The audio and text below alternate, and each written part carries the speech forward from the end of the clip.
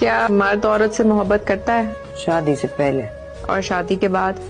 پھر عورت اس محبت کو نبھاتی ہے، ہٹ کہیں اور چلا جاتا ہے۔ کتنے بڑے دھوکے میں رہتی ہے عورت۔ جس سے آپ محبت کر رہے ہیں نا، اسے بھی پتا ہو کہ آپ اس سے محبت کرتے ہیں۔ اظہار محبت کی جرت بھی ہونی چاہیے اور اظہار محبت کا سلیقہ بھی ہونا چاہیے۔ ہمیں آنا چاہیے یہ اظہار کرنا بھی کہ مجھے محبت ہے۔ اس نے کہا تھا کہ اب تو دشمن کی اداؤں پہ بھی پیار آتا ہے، تیری الفت نے محبت میری عادت ہی کر دی۔ جس نے اپنے بچے کو پیسوں کے زور پر کسی غریب کے بچے کا میرٹ پیچھے کر کے اپنے بچے کا داخلہ کرایا ہے اور مبارکیں بھی وصول کی ہیں، لوگوں کو تو نہیں پتا کہ اس نے پیسے دے کے داخل کرایا ہے، پر رب تو غافل نہیں نا اس کام سے، اللہ کو تو پتا ہے۔ جس نے اپنے بچے کی نوکری بہت سارے لوگوں کا میرٹ پیچھے کر کے پیسے اور سفارش کے زور پر کرائی ہے، تو مالک کو تو پتا ہے۔ لوگوں سے اس نے مٹھائیاں وصول کر لی، تختیاں بھی لگوا لی، شور بھی ہو گیا، لیکن اللہ تو جانتا ہے۔ وَلَا تَحْسَبَنَّ اللَّهَ غَافِلًا عَمَّا يَعْمَلُ الظَّالِمُونَ، لوگ غافل ہو سکتے ہیں، رب غافل نہیں ہے۔ گمان بھی نہ کرنا، جس بندے نے اپنا مقدمہ وکیلوں کی فیسوں کے زور پر جیت لیا ہے اور غریب کچہری سے نکلتے وقت کہہ رہا تھا کہ غریبوں کو انصاف نہیں ملا کرتا، تو چلو اخبار میں تو خبر تیری فتح کی آ گئی، پر رب تو غافل نہیں ہے نا۔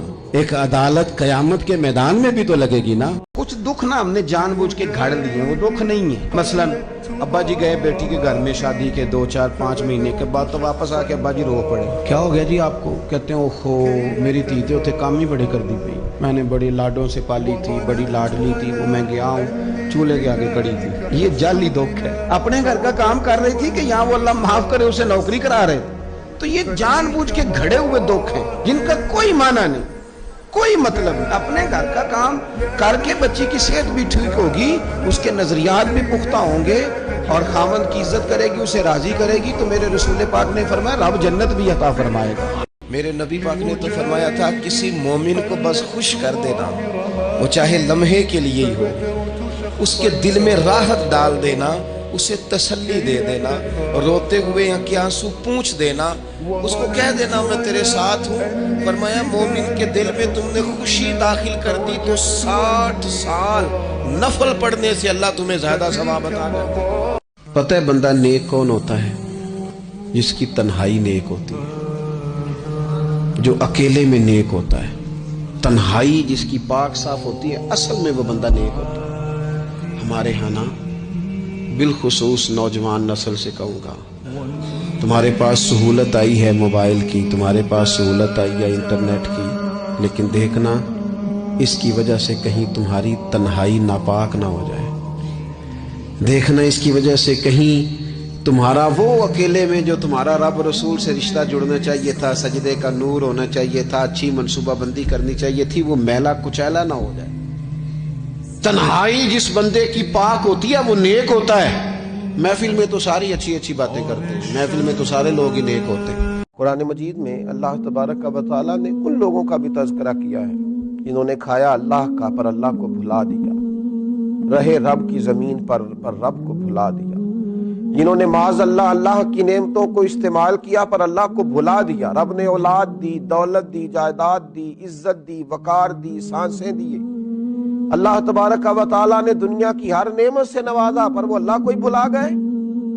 فرمایا فَأَنْسَاهُمْ أَنفُسَهُمْ، پھر اللہ نے انہیں ان کا اپنا آپ بھی بھلا دیا، پھر وہ کھو گئے، غرق ہو گئے دنیا کے جھمیلوں میں، الجھ کے رہ گئے دنیا کے معاملات میں، لوٹ کے آنے کا راستہ ہی نہ ملا۔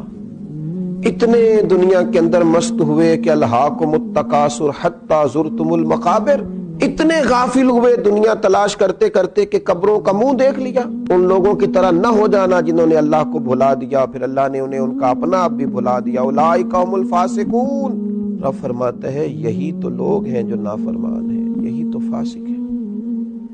ایک ایک ڈیوٹی دین کی بھی اپنے ذمہ لیں، ایک ایک ڈیوٹی، ایک کام اپنے ذمہ لے لیں۔ آپ اپنے اپنے علاقے کی مسجد میں جھاڑو دینے کی ڈیوٹی لے لیں۔ آپ یہ ذمہ داری لے لیں کہ میں مجھ سے کچھ نہیں ہو سکتا تو میں ہفتے کے بعد مسجد میں جاؤں گا اور قرآن مجید کو میں صاف کر کے جھاڑ پونچھ کے ترتیب کے ساتھ مرتب کروں گا. مجھے اگر ناظرہ قرآن مجید ٹھیک پڑھنا آتا ہے تو میں 10-11 بچوں کا روز سبق سنوں گا, آگے پڑھاؤں گا. کوئی ذمہ داری لیں, دین کی کوئی ڈیوٹی اپنے ذمے لیں. اگر مالی طور پر آپ تعاون کر سکتے ہیں تو کسی جگہ, کسی مسجد میں, مدرسے میں, خیر کے کسی کام میں شامل ہو جائیں. دین اسلام کے ساتھ عملاً تبلیغ میں اپنا کام کریں. ذمہ داری ہر دنیا کا کام مینج کر کے مرتب کر کے کیا جانے لگا ہے. میرے نبی پاک نے تو فرمایا تھا کسی مومن کو بس خوش کر دینا, وہ چاہے لمحے کے لیے ہی ہو, اس کے دل میں راحت ڈال دینا, اسے تسلی دے دینا, روتے ہوئے آنکھ کے آنسو پونچھ دینا, اس کو کہہ دینا میں تیرے ساتھ ہوں. فرمایا مومن کے دل میں تم نے خوشی داخل کر دی تو 60 سال نفل پڑھنے سے اللہ تمہیں زیادہ ثواب عطا کر دے گا.